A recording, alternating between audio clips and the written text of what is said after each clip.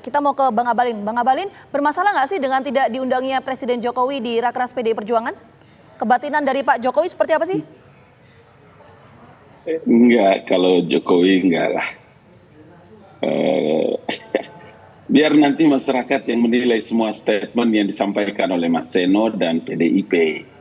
Semua rakyat juga tahu kan, jadi nanti ya biar saja. Kalau yang pasti saya mau bilang bahwa ini masalah internal, bagaimana sikap dan langkah-langkah yang dilakukan oleh Partai Demokrasi Indonesia Perjuangan itu biar saja, tapi bagi Presiden Joko Widodo dengan seabrek-abrek ya istilah saya itu jadwal yang ada, tapi kan publik juga bisa punya penilaian sendiri, teman-teman media juga bisa menilai kan.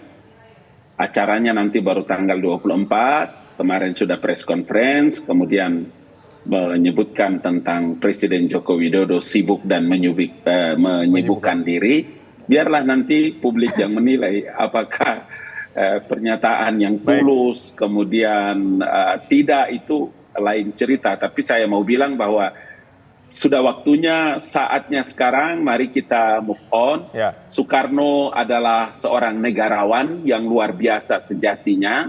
Kenapa kalian tidak mengikuti akhlak dan perilaku Soekarno dalam melihat masa depan bangsa dan negeri ini? Supaya mari jelas kita bicara dengan baik, karena Republik ini membutuhkan sebuah langkah-langkah yang maju di bawah pemerintahan Prabowo Subianto dan Gibran.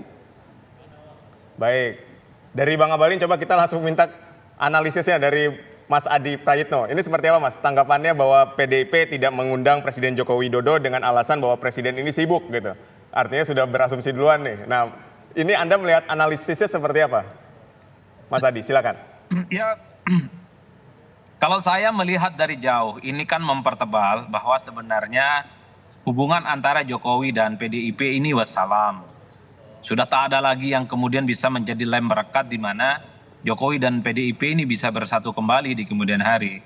Jadi argumen yang disampaikan oleh PDIP, Pak Jarod, kemudian Aryo misalnya tadi itu kan sebenarnya adalah argumen-argumen normatif yang berbau sindiran secara terbuka, di mana memang PDIP itu sudah menganggap Jokowi bukan siapa-siapa lagi. Jokowi sudah tak dianggap sebagai kader, Jokowi sudah dianggap tidak sebarisan dengan mereka. Jokowi sudah dianggap tidak mau baris berbaris dengan kepentingan politik PDIP. Bagi saya agak aneh kalau di kemudian hari masih ada upaya-upaya untuk terus mengaitkan antara Jokowi dan PDIP. Karena bagi kita pun yang melihat dari jauh sudah tak ada lagi hubungan antara Jokowi dengan PDIP. Ini kan titik kulminasinya itu bisa dibaca ketika Jokowi merestui Gibran Rakabuming Raka, kemudian maju pilpres berpasangan dengan Prabowo Subianto yang notabene-nya itu menghadapi calon yang diusung oleh PDIP, Ganjar dan Mahfud. Saya kira sejak saat itulah kemudian ada hubungan yang tak lagi bisa diselamatkan. Ada hubungan yang renggang, ada hubungan yang kemudian terputus yang tak bisa disambung antara Jokowi dan PDIP. Oleh karena itu praksis setelah Jokowi merestui Gibran maju dalam pilpres, dalam acara-acara penting yang dilakukan oleh PDIP, entah itu Rakernas, entah itu ulang tahun, entah itu misalnya halal bihalal, PDIP juga kelihatan sama sekali tidak terlampau menganggap Jokowi sudah menjadi bagian dari keluarga besar mereka.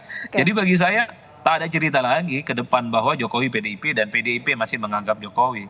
Dan saya turut meyakini bahwa biarkanlah PDIP itu seperti apa yang terjadi pada hari ini, sudah menganggap Jokowi itu outsider, dan begitu pun Jokowi sudah menganggap PDIP bukan sebagai rumah besarnya, tempat untuk mengakselerasi semua kepentingan politiknya.